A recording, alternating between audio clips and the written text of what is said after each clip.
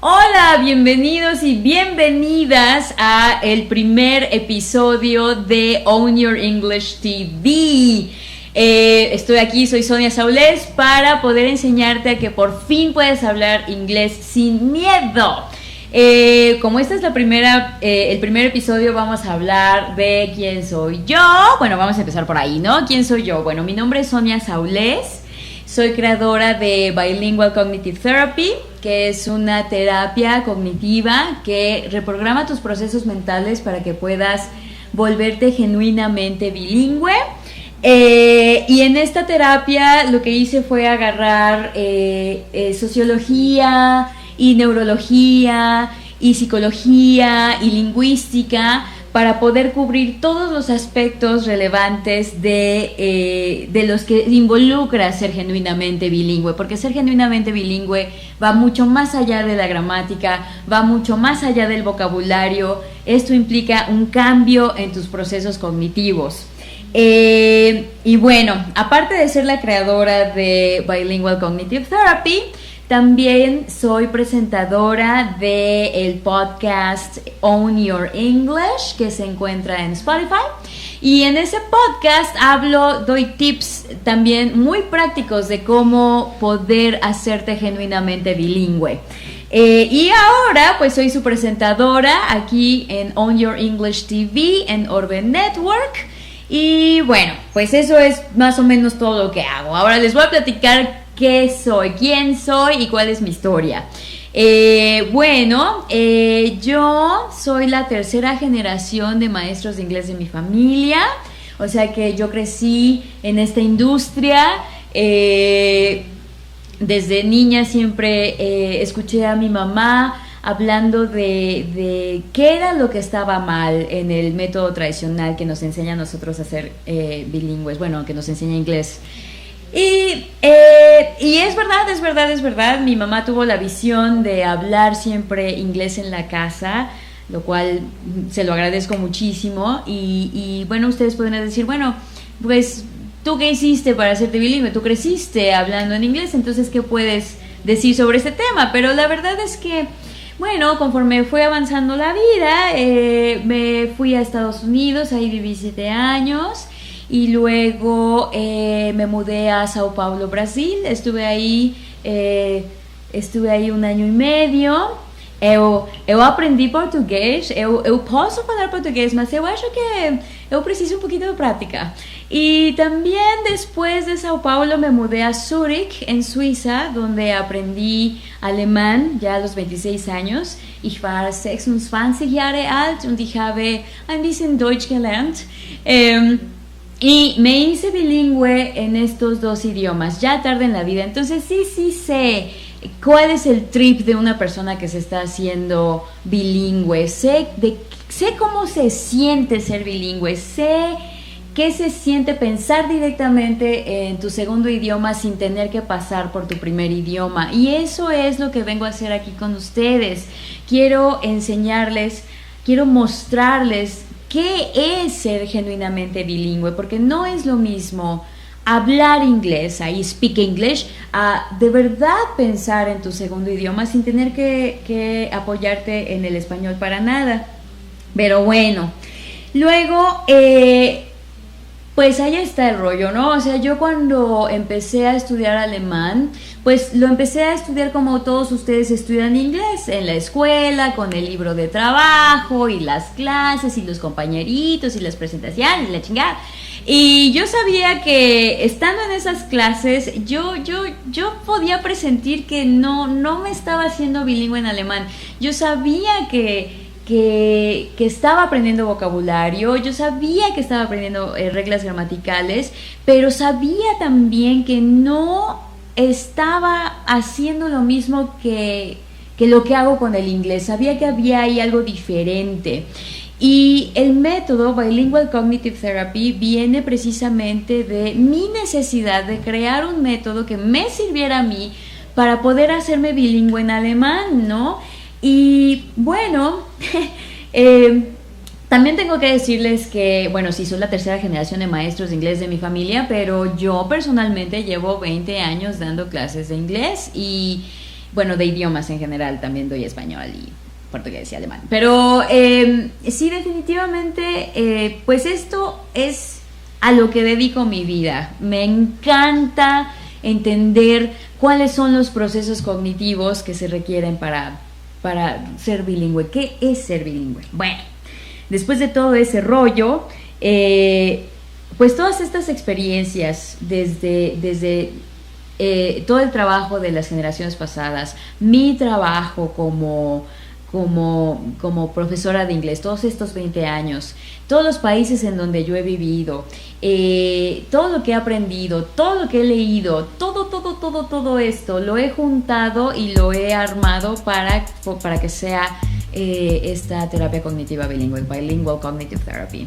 Y pues quiero aprovechar para darle gracias a Orbe por darme este espacio y quiero que sepan que lo vamos a aprovechar bastante bien.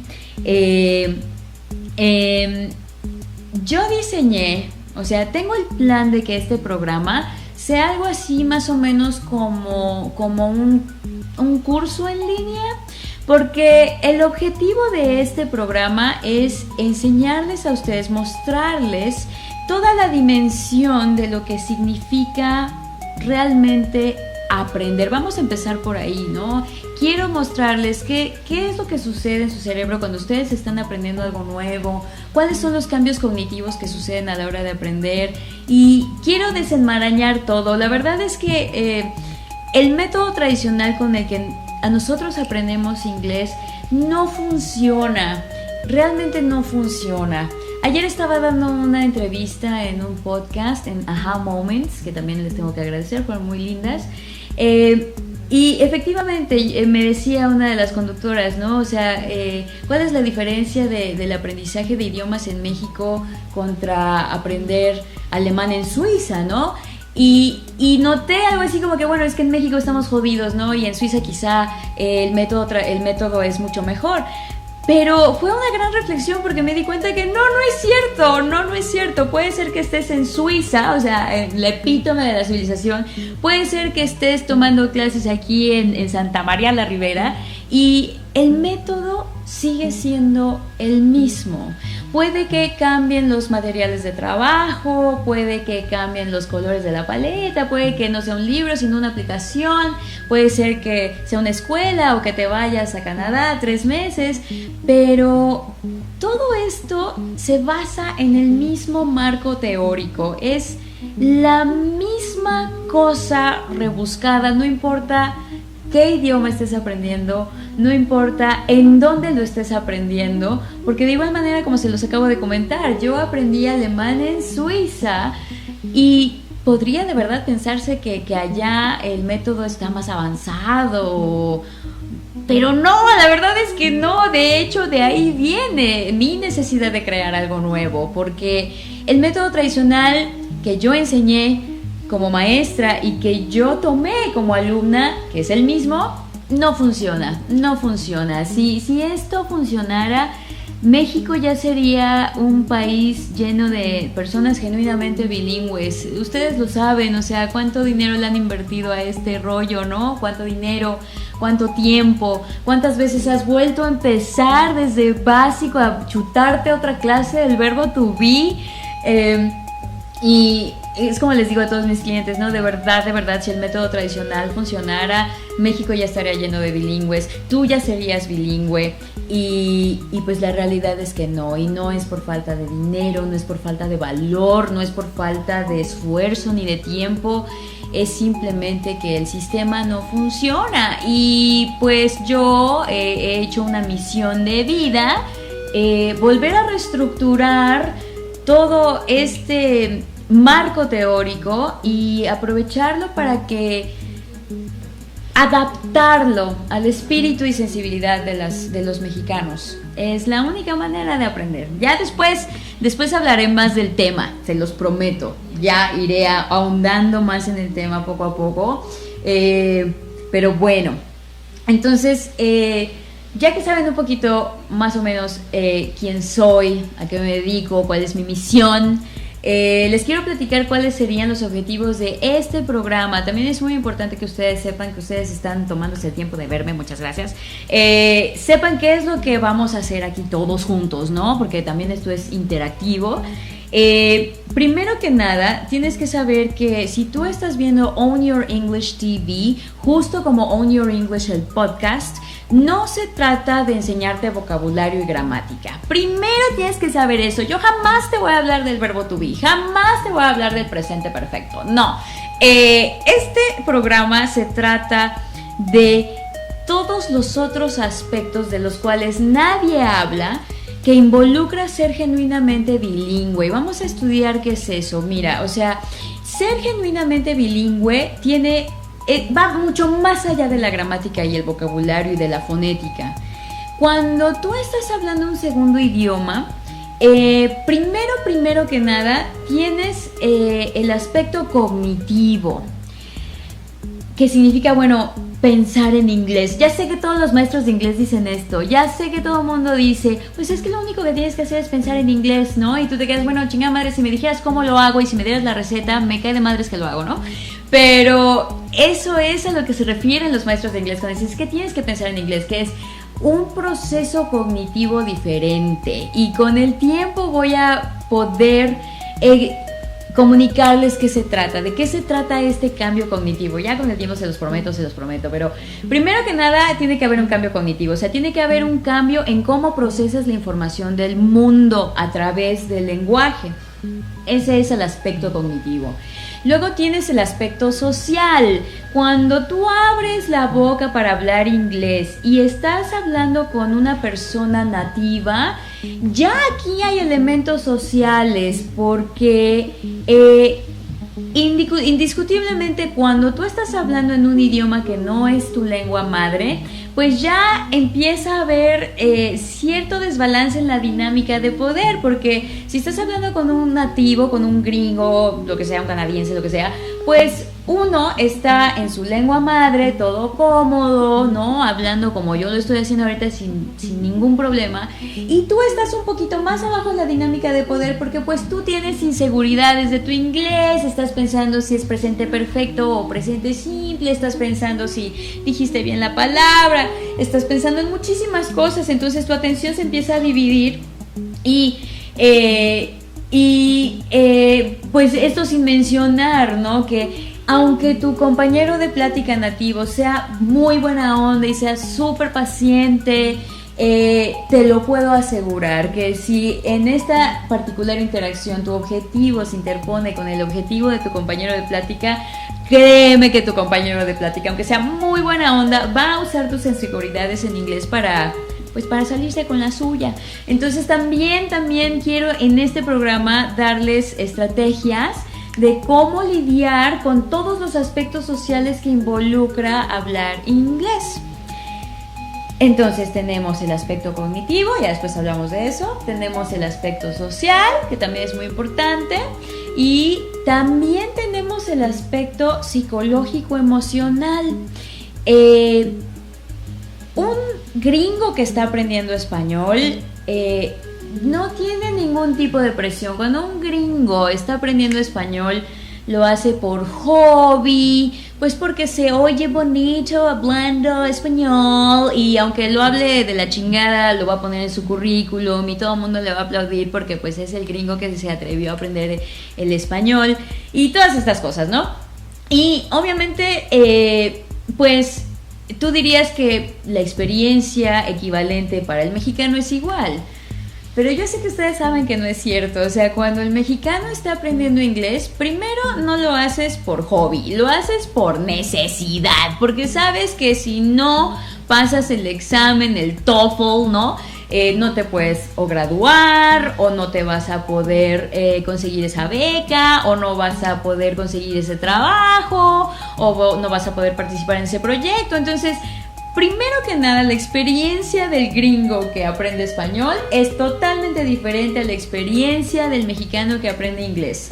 al parecer casi nosotros no, les digo, no es un hobby, no es un choice, no es una decisión, casi como que es a la de a huevo, ¿no? Si te gusta o no te gusta, eso vale madres, tú tienes que aprender inglés. Entonces ya empiezas a acumular aquí un poco de bagaje emocional negativo con el pinche inglés, porque no es un hobby, no es por placer, sino es porque es a la de a huevo, ¿no?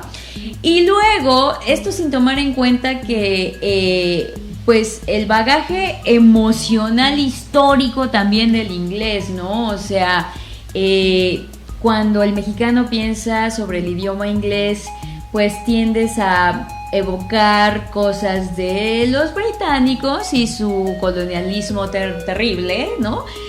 O puedes pensar en los gringos y su capitalismo inhumano, y en un microsegundo cuando escuchas algo en inglés o inclusive nada más la palabra inglés evoca en tu cerebro siglos de atropellos a los derechos humanos de los mexicanos. Obviamente esto te va a doler y esto va a ser una barrera que no te permita aprender este lenguaje. Si tú lo relacionas con atropellos, con pérdidas de oportunidades, con un chingo de chingaderas, pues muy probablemente no lo vas a poder aprender, ¿no?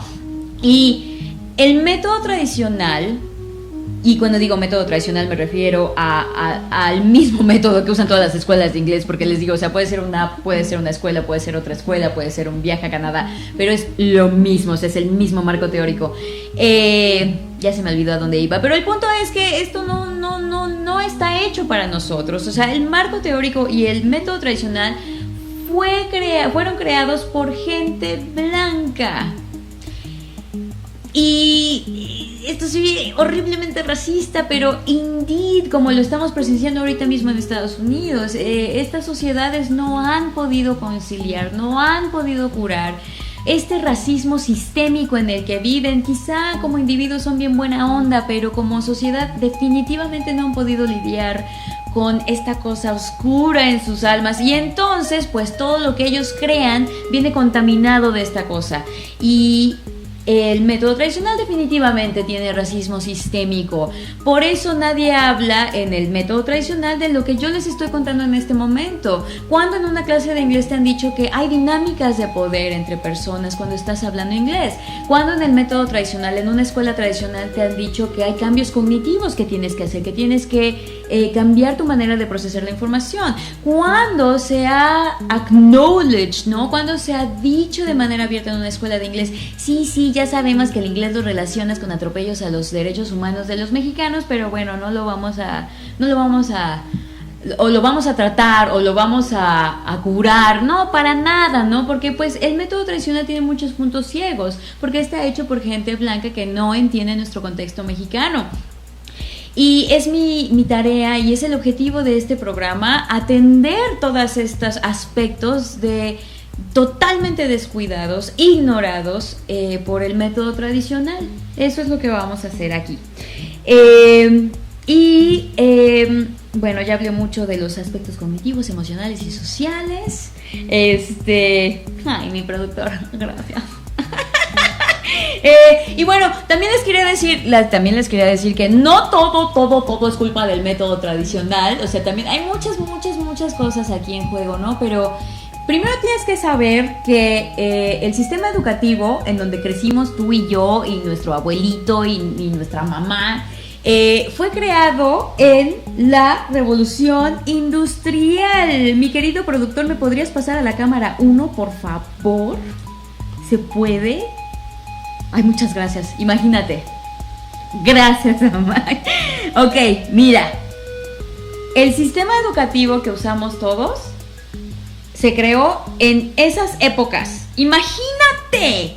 ¡Qué horror! ¡Qué horror! Porque obviamente desde ese momento en la historia hasta el día de hoy ha habido avances tremebundos sobre la neurología, sobre cómo funciona nuestro cerebro. Muchas gracias, Amaya. Puedes poner mi hermosa cara. Pero el punto es que... Gracias. Pero sí, o sea, imagínate todo el avance tecnológico, científico que ha habido en estos más de 200 años Y el método, o sea, el sistema educativo simplemente al ser un ente, un ente ahí todo que se mueve lento como dinosaurio, pues no ha podido adaptarse a lo último de los avances científicos, de lo que sabemos cómo funciona el cerebro y todo este relajo, ¿no? Entonces, de igual manera, el método tradicional es lo mismo, es como les digo a los chamacos, el método tradicional realmente tampoco funciona, porque aparte de que está hecho por gente que no entiende nuestro contexto, también, pues imagínate, o sea, soy una escuela de inglés y mando a imprimir un chingo de libros de trabajo, ¿no? Un chingo de libros, y al día siguiente me entero de que no funciona así el cerebro como lo pensábamos antes. Ahora me entero de que funciona de otra manera. Puta, me va a salir carísimo volver a sacar una segunda edición con las correcciones. Entonces, realmente las instituciones tan grandes pues se vuelven lentas, ¿no? A adaptarse, a evolucionar junto con la tecnología y la ciencia. Yo no, yo soy súper libre y yo en cuanto me entero de un avance científico lo que hago es incorporarlo a mi método y es lo que les voy a estar enseñando pues en este programa. Espero que les haya interesado, que les haya dado curiosidad y espero verlos próximamente en una semana. Y pues para que vayan preparándose, escuchen mi podcast ahí en Spotify, se llama Own Your English, mi nombre es Sonia Saulés y pues qué rápido todo esto, muchas gracias, sale, bye. Oh my God.